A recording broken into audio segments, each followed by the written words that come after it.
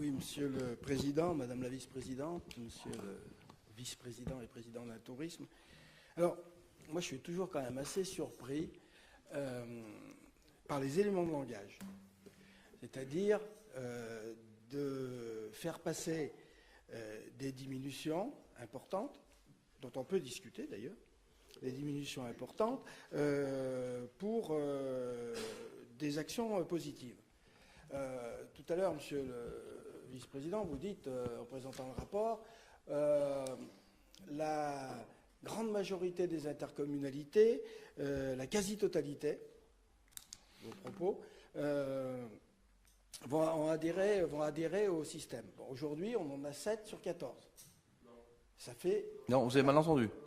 Dans le rapport... Non, mais ce qui est écrit dans le rapport, mais les choses ont évolué depuis, on a une réunion avec les vice-présidents de tourisme, donc on n'est pas à 7 sur 14. C'est pour ça que j'ai dit que vous n'avez pas mal lu, mais mal entendu. On est à 9 sur 14, et avec 3 intercommunalités qui sont concernées par simplement 1 ou 2 dossiers dans ceux qui refusent. Donc ça veut dire qu'en fait, je vous dis, le seul sujet, en gros, aujourd'hui, il est sur le Grand Bocage. Donc, tact. Bon, on a une diminution. Alors, vous avez eu l'honnêteté de le dire. On diminue de moitié les crédits. On peut l'entendre. Hein, on est dans une session où on dit toutes les contraintes des départements et tout particulièrement du département de l'Ain. Donc, c'est pas le sujet.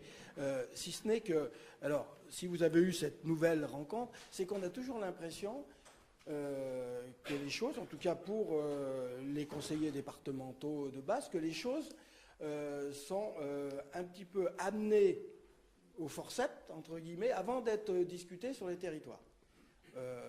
Vous l'avez dit à plusieurs reprises, Monsieur le Président, vous souhaitez associer les conseillers départementaux dans les dossiers de leur territoire. Or, sur toutes ces discussions-là, hormis lorsqu'il y a des états généraux où vous nous invitez et on peut bien évidemment participer et prendre la parole, autrement, on est toujours absent de ces échanges-là pour pouvoir un peu aussi porter la vision que nous avons de nos territoires et notamment sur une compétence partagée qui est essentielle puisque derrière le tourisme, il y a de l'économie et donc il y a des emplois. Et il y a de la vitalité locale et tout particulièrement importante. Alors elle est importante partout, mais tout particulièrement importante, notamment pour les territoires ruraux de nos cantons. Voilà. Donc je ne sais pas si on va rediscuter un petit peu à l'intérieur du groupe, compte tenu des éléments que vous apportez, à savoir maintenant 9 sur 14 et d'autres positions. Mais au départ, notre position était de nous abstenir sur ce rapport.